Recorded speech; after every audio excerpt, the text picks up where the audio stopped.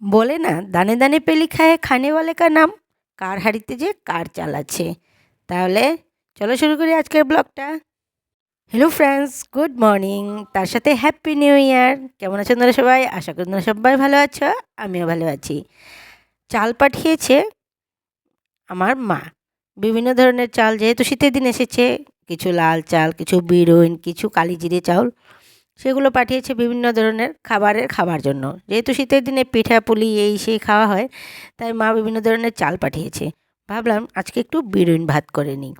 বিরুইন ভাত বা পিঠা যাই বলো, আর চালগুলোকে সুন্দর করে ডিবিতে ডিবিতে ঢুকিয়ে রেখে দিলাম। আর আজকে করে নিলাম বিরুইনের সাথে আলু ভাজা। ছোটো মেয়ে বলছিল মা বিরুইনের সাথে আলু ভাজা করো, তো ভাবলাম আর বিরুইনের সাথে আলু ভাজাটাই ভালো লাগবে সকাল সকাল, তাই করে নিলাম। আমার হাজব্যান্ড নিয়ে এসেছে একটা আর মাছ। যথারীতি আমি রান্নাবান্না করছিলাম, কারণ এখন বাজছে প্রায় 9:30। আমি যাব ছোটো মেয়েকে নিয়ে 10:30টার সময়। ওর একটা এক্সট্রা ক্লাস আছে আজকে।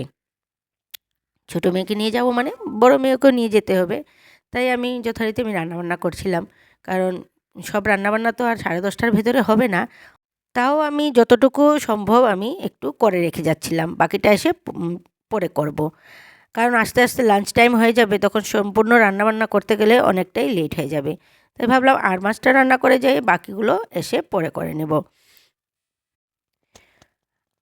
আর এদিকে বাকি ঘরের কিছু কাজকর্ম তো গুছিয়ে না গেলেও হয় না, আমার তো নিজেরই করতে হবে, এখন করি আর পরে করি। তাই কিছু কাজকর্মগুলো ছিল সেগুলো করে নিলাম। আমার হাজব্যান্ড এবার খেয়ে দিয়ে বেরিয়ে গেল, আর এদিকে আমি মেয়েদেরকে নিয়ে যাব। তাই ভাবলাম রান্নাবান্নাটা সেরে আমি কিছু টুকটাক কাজকর্মগুলো করে তারপর যাই। তারপর স্নান টান করে এসে আমিও একটু খেয়ে নিলাম। এই দেখো স্টিকি স্টিকি ভাত, খুব ভালোই লাগে। আর নিচে বেশি একটু লাগেনি, অল্প একটু লেগেছে। আর এটা আমাদের জন্য কোনো ব্যাপার না, আমরা গৃহিণীরা এগুলো সবসময় ফেস করে থাকি এইগুলো। তারপর ভালোই লাগছিল, এত স্টিকি স্টিকি হয়েছে না, মানে আমার খুবই ভালো লাগে বিরিয়ানি। তোমাদের কার কার ভালো লাগে একটু আমাকে কমেন্ট করে জানিও, যারা ভিডিওটা আমার দেখে থাকো। তারপর তো মেয়েদের নিয়ে বেরিয়ে গেলাম। ভালোই রোদ দিচ্ছিল, আছে ঠান্ডাও আছে কিন্তু রোদও আছে, ভালোই লাগছে। সব মিলিয়ে ঝিলিয়ে দিনটা ভালোই যাচ্ছে। লাস্ট ইয়ার যখন আমরা কুম্ভতে গেছিলাম তখন এমন রোদ ছিল। আমার মেয়েরা বলছে মা আজকে রোদটা দেখতে মনে হচ্ছে যেমন আমরা কাশিতে আছি। আমি বলছিলাম ঠিকই বলেছিস, সেখানের মতনই রোদটা লাগছে। আর রাস্তাঘাটগুলো তো প্রায় দেখতে এমনই, আর একটু চওড়া হয় কিন্তু প্রায় এমনই দেখতে। ভালোই লাগছিল রোদের রঙটা, একটু চেঞ্জ হয়ে যায় না সব ওয়েদারের সাথে রোদের রঙ। আমার তো এটা খুবই বেশি ভালো লাগে। তারপর যাচ্ছিলাম, ভাবলাম একটু ভিডিও করি। আর এদিকে তো আমার দুজন মেয়ে, দুজনকে নিয়ে যেতে হয় যেখানেই যাই, কারণ আমার ঘর তো একা। তারপর ছোটো মেয়েকে ক্লাসে দিয়ে আমি আর বড় মেয়ে কী করব এখন, একটু মন্দিরে গিয়ে প্রণাম টনাম করলাম। আর তারপর ভাবলাম যে একটু দেখি 20 টাকা বলে একটা দোকান আছে, শুধু যাই কিনো 20 টাকা। তাই ভাবলাম যে চল একটু ঘুরে দেখে আসি। আর আমার বড় মেয়েকে বলছিলাম কি লাগবে দেখে নে। আর ওদেরকে এইসব কথা বললে তো আর উপায় নেই, ওরা চাইবে যে দোকানটা পুরোটাই নিয়ে যাই। আমাকে অনেক টাকার ধরিয়ে দিচ্ছিল যে মা এটা নিয়ে নিই ওইটা নিয়ে নিই। আমি বললাম ঠিক আছে, পাপ্পাজি টাকাটা দিয়েছে, আমরা খরচা করে নিই আর হেঁটে হেঁটে বাড়ি চলে যাব। তখন আমার মেয়ে থেমে গেল। তারপরে টুকিটাকি 2-3টে জিনিস নিয়ে আসলাম ঘরে।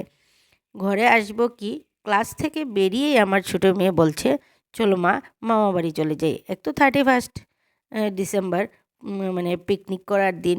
আর ওরা তো একদম দুজনে মিলেই বায়না শুরু করে দিল। আমি বললাম দাঁড়া, হুট করে যাওয়া যায় না, কারণ আমি রান্নাবান্না অর্ধেক করে রেখে এসেছি, বাকিটা রান্নাবান্না করব, গুছিয়ে গাছিয়ে যেতে হবে, কিভাবে যাব এইভাবে? হুট করে যাওয়াটা খুব অসম্ভব। কিন্তু মেয়েরা তো কিছুতেই মানছে না, আমি তো একদম চুপ হয়ে গেলাম। কিভাবে যাই? আমি ছেড়ে দিলাম আমার হাজব্যান্ডের উপরে। আমি বললাম তোর পাপ্পা আসুক, পাপা যদি বলে তারপর দেখা যাবে। পাপা এসে তো প্রথম নাই করলো, কিন্তু পরে মেয়েদের বায়না আর মুখের দিকে তাকিয়ে পাপাও আর কিছু বলতে পারলো না। বলল কি যাও তাহলে। তা আমি কী করব, এখন আমাকে তো যেতেই হচ্ছে। তাই আমি ওদেরকে রেডি করে দুপুরে লাঞ্চ করে আমরা রওনা দিলাম। ভাবলাম সন্ধ্যের আগে পৌঁছে যাই, তাহলে ভালোই হবে। দেখতে পাচ্ছ রাস্তাগুলো এত সুন্দর, মনে হয় বাইরের দিকেই তাকিয়ে থাকি।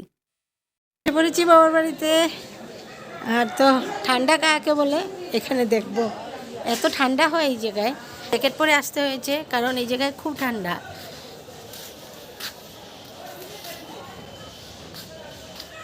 ঘরে কেউ নেই, সবাই দোকানে। আজকে যেহেতু বাজার বার তাই যাচ্ছি দোকানের দিকে। তারপর বৌদি আমাকে উপর থেকে ডাক দিল। তারপর বৌদির সাথে অনেকক্ষণ গল্পগুজব করলাম, ফুল টুল দেখলাম। তারপর আমি চলে গেলাম দোকানের দিকে। ভাবলাম যেহেতু আজকে হাটের দিন, তাহলে একটু বাজারটাও ঘুরে দেখি। ওই কি দোকানে, আমাদের দোকানে যেতে হলে ওই হাটের উপর দিকেই যেতে হবে। তাই মাছ টাছ একটু দেখে নিলাম আর দাম টাম জিজ্ঞেস করলাম। ভালোই লাগে, এভাবে আমি মাছ বাজারে যাই না। আর আমরা ছোটো থেকে এইভাবে মাছ বাজারে গিয়ে বা সবজি বাজারে গিয়ে কখনো এইভাবে কেনাকাটা করিনি। তাও এখন ফাঁকে ফোঁকে আমি আমার হাজব্যান্ডের সাথে একটু বাজার করতে চলে যাই। আমারও একটু ভালোই লাগে বাজার করতে। অনেকেই তো বাজার করে, তাহলে আমিও একটু সাহস করে দেখি আর কি বাজার করতে পারি কি না। আমার হাজব্যান্ড দুবার অসুস্থ হয়েছিল, মানে হসপিটালাইজড হয়েছিল, তখন আমাকে বাজার করতে হয়েছিল। আমি একদম বাজার করতে গিয়ে হিমশিম খেয়ে গেছি। তাই ভাবি কখনো কখনো একটু বাজারে যাওয়ার চেষ্টা করি। আর এদিকে আমাদের দোকানে আমি পৌঁছে গেলাম। দোকানে গিয়ে মার সাথে দেখা করলাম। মা এদিকে মাছ টাছ কিনে রেখেছে। আমি বললাম, কি মাছ কিনেছো একটু দেখাও তো দেখি। যেহেতু মাছের বাজারের সামনেই আমাদের দোকান, তাই মাছ আসে আর কিনতেই থাকে।